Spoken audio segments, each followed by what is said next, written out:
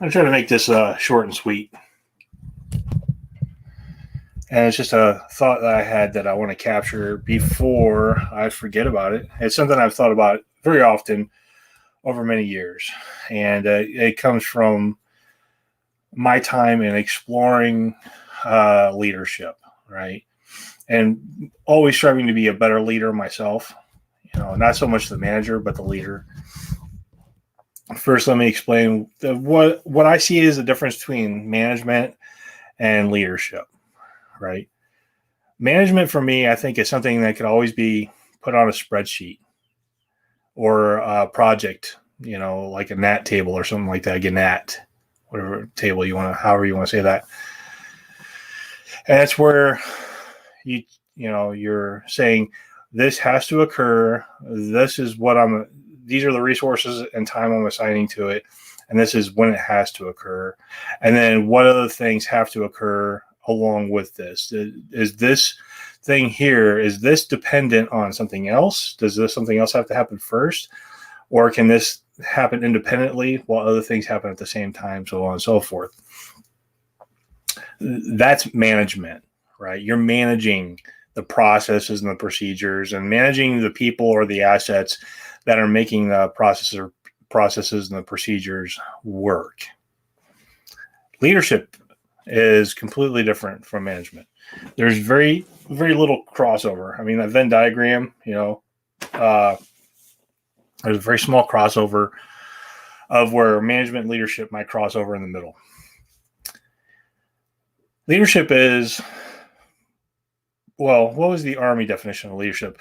It was the process of influencing others to achieve or accomplish a mission by providing purpose, direction, and motivation, right? And even though that's an Army term out of whatever it was, FM1, I can't remember my FMs anymore. It's been so long. It's probably like 6-100 or something like that. Who knows? Feel free to update that in the comments below. Army leadership. I always thought it was a very succinct way of putting it. And like everything that's very succinct, it usually has a lot of thought behind it. And that's one of the things I've kind of done bunny trail a little. One of the things I spent a lot of time thinking on is the things that we did in the Army. And everything was put very succinctly. But if you saw how things worked, you put some critical thinking into it, you could see that there was a lot of thought put behind that one sentence. Excuse me. So that one sentence there, leadership is the process of influencing others to accomplish a mission by providing purpose, direction, and motivation. You could write a book based on that sentence. Actually, as a matter of fact, like Hal Moore has written a book on it. I've got that book. I've got a couple other books on leadership as well. Because I'd like to learn from others. I like to learn from others directly. And I've been blessed in my life of having typically good leadership. And at the same time, I've been kind of blessed a couple times in my life of having very poor leadership. And why do I say blessed by this? Is because it gives me a counterpoise to see why good leadership is good leadership when you can compare it to bad leadership. What are some of the key aspects of good leadership? See, I'm going to frame this from like being a project manager, right? A project manager, maybe even a program manager that you manage multiple projects under. A good project manager will make sure that everybody is on task with what they need to do.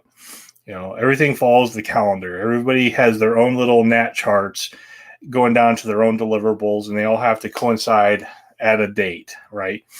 In the DevSecOps world, we call those, like your epic cycles and stuff like that, or your agile cycles, or however you want to frame it. It's all the same thing.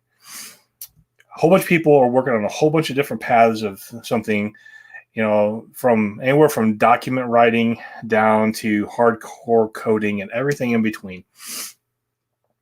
And they all have to kind of funnel down to the very end, and then you have the deliverable, right? And that's what a project manager is doing, is just being the orchestrator in front of everybody, making sure that everybody has what they need and so forth. Now,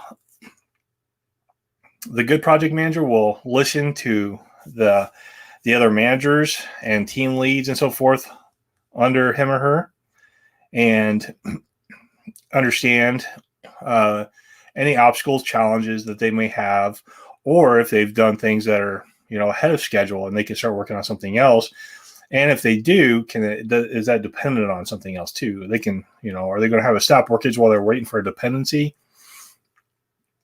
The bad leader will take that same information. They'll beat the people that work for the project manager.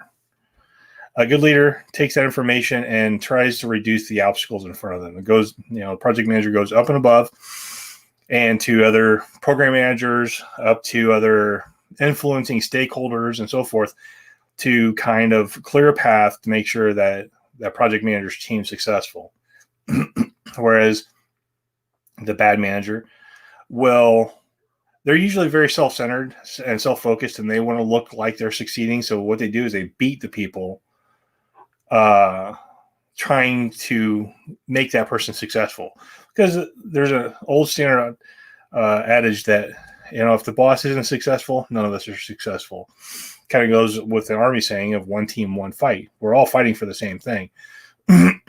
Granted, yeah, the project manager is probably going to be the one that gets the highest recognition, but a good manager will also pass that recognition down to the people that actually did the work. I'm like, well, don't think me, think these people. They're the ones that did the work. I just kind of, I was just the person with the stick in front of everybody doing all the hard work. The bad manager will take that trophy and put it on their shelf and never share it with the team. That's just a very simplified version, but that's one thing I noticed is a very standout feature, is that those bad managers always beat the people that are working for them. And the good managers always are out front with a machete trying to chop a path to success, right? And that's a big identifier of what you look for in a manager. And if you want to be a leader. And if you want to be a leader one day, I want you to take these into consideration. Managers and leaders, we'll kind of group these two together in this aspect. There's a lot of folks that want to be the manager. They want to have manager in their title. They want, because nobody puts a leader in their title. Really, a leader's kind of a role instead of a title. People, especially when you're younger, really want to see this as like, I've really made it somewhere. Now I'm the manager. I'm the middle manager or something. And they think that once you get there, that your job is done, and now you just kind of orchestrate. But I'll tell you what, from the management perspective, your job only gets harder, because now you have to answer to two groups of people, and it's kind of like, it looks like an hourglass. You've got your team that funnels all their information to you, and then you get your external stakeholders and other managers and stuff like that they focus through, and you're that center point. You're the weakest link in that whole hourglass shaped event structure there. And it makes your job as a manager very hard. Now, your lazy managers that you're going to see that they're lazy because they first beat up on everybody on your side of that hourglass shape. On the other side of it, they make excuses for why they're not succeeding, right? So there's always an excuse as to why something's in their way and they can't accomplish their mission, and woe is me. When a good leader will say, we do have obstacles, and I'm in the middle of chopping them off at the knees, and give me 2 days, and then come back and ask me again. And we should have these obstacles reduced. Because generally speaking, obstacles aren't real obstacles. It's a conversation or two away. There's usually not combative and competing teams that are trying to hold each other up. Now, there are. I have seen these directly. But these are also the teams that you're like, I'm going to find a new team to work for.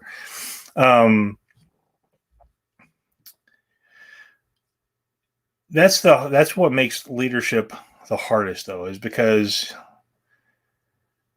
it's not so much that you're pleasing everybody.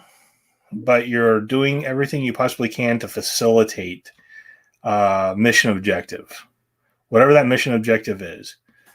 It could be deploying a new widget for a website, but that widget for a website reaches back to 15 other databases and has to conglomerate all this information down to a single little picture as for a status or something like that. And that could be a very big challenge, right? And it could also be a challenge because then that same widget to go to the 15 other servers, maybe it has to go through 2 or 3 different like SSO environments to get to those other databases to make that picture. So that one widget sounds like it's an easy thing. It's just a widget. Just right click and make it. But your developers are going to say, holy crap, this is going to take us 3 months to do. And it's going to take me, a team of like 3 people, 3 months to do this. Whereas, on the other side of that hourglass, you got, some manager, leader, stakeholder out there that just says, well, it's just a widget, right? If you're ever going into IT, you're going to see this all the time. It's just a simple thing. I've become like not an expert in electricity, but I've been pretty competent as like at least a, inside the facility electrician because the external person sees that, oh, you have power requirements. Well, you're IT, you're smart. Everything that you use uses electricity. I'm like, well, it doesn't mean I know anything about it other than it makes my hands tingle when I touch it. But then you have to kind of become an expert on that. And if you're going to, you can either focus on the mission objective is like, well, I don't have time right now to find the appropriate person to do this, and I can figure out how to do this real quick myself. And just tell that's your leader. You tell your leadership, here's my plan of action. Here's what I'm going to do. Or you can make excuses that, well, this isn't my role. This is not my lane. Electricity is probably a bad example with that. Being helpful on a team is a great example of that. Even think of like when you're one of your first jobs working in fast food. Think about it this way, that you were hired on to do a burger flipper. They want you to be a burger flipper, but Billy Joe didn't show up to work today. So on top of being a burger flipper, your boss is asking you, hey, can you also be, the fry guy? So I need you to be a burger flipper and a fry guy today. Well, you can make yourself useful and exude your type of leadership skills by saying, yes, of course, I'll take care of that. Is it going to be put more stress on you? Sure. You're going to be now run between 2 places, but is it really going to be stressful? Because, while you're flipping burgers, are you actually doing anything other than watching them cook for however long it takes to cook on a burger? Isn't it easy just to walk across over there and throw something in a basket and drop it in hot oil too? Because you're actually not doing anything there either. You're just putting something in a basket and letting the hot oil do the work while the burger is also just being cooked by the flat top. You're not actually cooking. You're not doing Mr. Miyagi and heating up your hands to heat that burger up. The flat top is doing it. You're just flipping the burgers until they're done. You can be the person that says, yeah, I'll take care of that. And I'm going to be useful to you. And that's where you start being a leader, as like you start understanding that it's good for me to be useful. Or you can just say, that's not my job description. You hired me to solely flip burgers. And of course your manager is going to agree. Yeah, we didn't hire you to do that. So, hey, Kate, hey, can I know you're running the ice cream machine. Can you also make fries? And she's going to say, yeah, absolutely. Yeah. So she exudes her type of leadership. You exude your type of leadership saying, no, that's not my responsibility. I'm never going to take care of that. But who's going to be kept on? Times get lean. Mom and pop's burger stand has to lay somebody off. Who are they going to lay off? You being the expert burger flipper, or the person that shows that every time that there's a chance to succeed for the entire team to make the whole store successful by taking on multiple roles at the same time and willingly takes on more responsibility? That person is going to be maintained. Kate is going to keep a job. And even though you're the best burger flipper in town and you make the best burgers in town, you're easily replaced because you only do one thing. And that idea is going to, from your very first job, on how you motivate yourself and how you see yourself fitting into that organization or that team or the project or whatever. If you don't see that you can always be useful in many other ways, and this goes for the project manager too, your shelf life is going to be, it's going to have a very closer date to today than like a nice freeze-dried bag of food that's got a shelf life of 25 years. Because that shelf life, you're going to be more useful for now and in the future. Whereas you might just be something that's, lightly canned in the jar and you're only good for a year and a half and then it's out of here.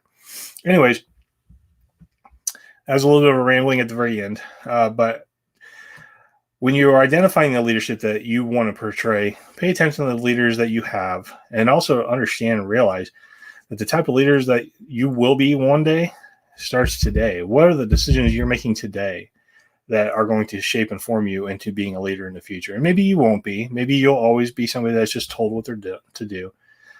That's fine too. I like those kind of people because it makes it easier for me to succeed. I have less competition. So anyways, I want everybody to have a great day, and I'll talk to you next time.